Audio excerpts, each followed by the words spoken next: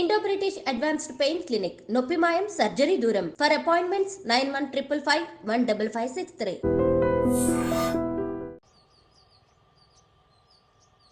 హైకోర్టులో కేటీఆర్ గారికి ఈనాటి తీర్పు ఓ చెంపపెట్టు లాంటిది, చుక్కెదిరినటువంటి సందర్భం.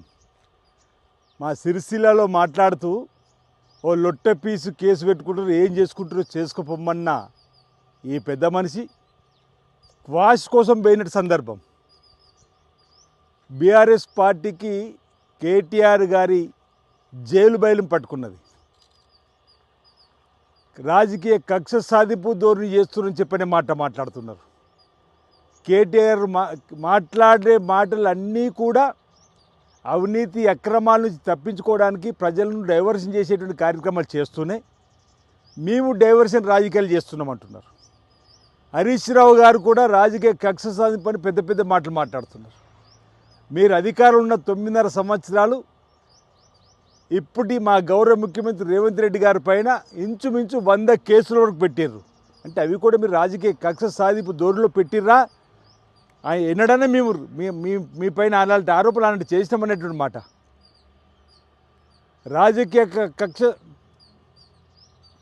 రాజకీయ కక్ష సాధింపు చేసింది మీరు.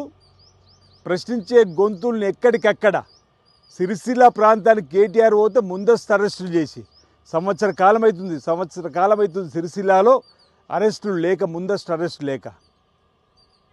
ఈరోజు విచారణకు రావడానికి భయపడి లాయర్లు ఉంటేనే మాట్లాడతాను చెప్పని ఏసీబీ అధికారులు వేసే ప్రశ్నలకు జవాబు చెప్పలేక తప్పించుకొని పోయినటువంటి కేటీఆర్ గారు ఈరోజు ఏం సమాధానం చెప్తారో అంటున్నాం. క్వాష్ పిటిషన్లో కోర్టు ఏమన్నది? మా తీర్పు వచ్చేదాకా మిమ్మల్ని అరెస్ట్ చేయకమని చెప్పట్టింది. ఒకవేళ మాకు నిజంగానే కక్ష సాధింపు ఉండి మిమ్మల్ని జైలు పంపాలని ఆలోచన ఉంటే గవర్నర్ గారి అనుమతి ఎందుకు కోరతాము? ఏసీబీ చట్టపరంగా ఎందుకు కేసు పెట్టి మిమ్మల్ని విచారణ పిలుస్తుంది? ఈరోజు మీకు జైలు భయం పట్టుకున్నది కాబట్టి ఈ విధమైన ఆరోపణలు చేయడం సబబు కాదు. ఓవైపు రైతు భరోసా ఇస్తామని మేము చెప్పినాం, రైతులు సంతోషంగా ఉన్నారు. సంతోషంగా లేనిది మీరే. రైతు భరోసా ఇస్తాను, రైతుకు రుణమాఫీ చేసినాం. హరీష్ రావు గారి మాటలు కూడా హాస్యాస్పదంగా ఉన్నాయి.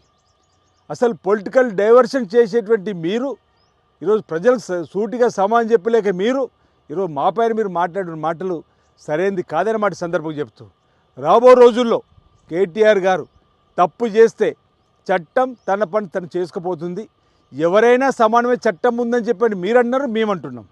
అలాంటి ఈ కార్ రేసింగ్లో కానీ, ఈరోజు మేడిగడ్డ, అన్నారం, కాళేశ్వరం సంబంధించి కానీ, టెలిఫోన్ ట్యాపింగ్ కానీ ఒకరికి మీరు తప్పు చేసి ఉంటే చట్టం తన పని తను చేసుకుపోయే విధంగా క్రమంలో మీరు ఊచలు లెక్క పెట్టవలసి వస్తే అది మీ కర్మగా భావించాలి. వ్యక్తిగతంగా మీరు చేసిన తప్పులన్నీ తెలంగాణ సమాజానికి అంటికట్టే విధంగా ఒకవేళ నన్ను అరెస్ట్ చేస్తే గోల చేయాలని చెప్పండి, ప్రజా ఆస్తులు ధ్వంసం చేయాలని, బస్సులు దగ్ధం చేయాలని చెప్పండి. మొన్న సిరిసిల్లలో కూడా ప్రెస్ మీట్ పెట్టే కంటే ముందు నేను మీరు పెట్టిన బీఆర్ఎస్ భవన్ కూడా కబ్జా గురైందని చెప్పన్న. ఆ మాటలు సూటిగా సమాధానం చెప్పలేరు. దానికంటే ముందు మీ క్యాంపు కార్యాలయంలో మీ నాయకులు చెప్పిన మాటలు లీక్ కాలేవనుకుంటున్నా. ఈరోజు నేను తెలంగాణ సమాజానికి కూడా మా కార్యకర్తలకు ఇప్పుడే పిలుపునివ్వడం జరిగింది. తప్పు చేసిన వారు చట్టం తన పని తనకు తీసుకుపోయే విధంగా ఆయన ఊచలు లెక్క పెట్టాల్సిన పరిస్థితి ఏర్పడితే అది ఆయన కర్మగా భావించాలి. ఆయన పరిపాలన చేసిన అవినీతి అక్రమాలకు సందర్భంగా చూడాలి తప్ప మరొకటి కాదని మాట ఈ సందర్భంగా చెప్తూ ఈరోజు మేము ఎలాంటి రాజకీయ కక్ష సాధింపు ధోరణి మాలో లేదంటున్నాం. నిజంగానే అతను తీసుకుపోయి లోపల పడేయాలని చెప్పంటే ఎంతసేపు ఉంటున్నా. చట్టం తన పని తెలిసి చేసుకోవాలని చెప్పిన ప్రభుత్వం చూస్తున్నది. ఆ క్రమంలో ఆయన పొరపాట్లు ఏమైనా ఉంటే వాటిని ఏసీబీ విచారణ అధికారులు, ఏసీ ప్రస్తుతం కూడా కేసులో విచారణ జరిపి చట్టం తన పని తెలిసి చేసుకుపోయే కార్యక్రమం చేస్తుందని చెప్పి సందర్భంగా తెలియస్తా ఉన్నాను.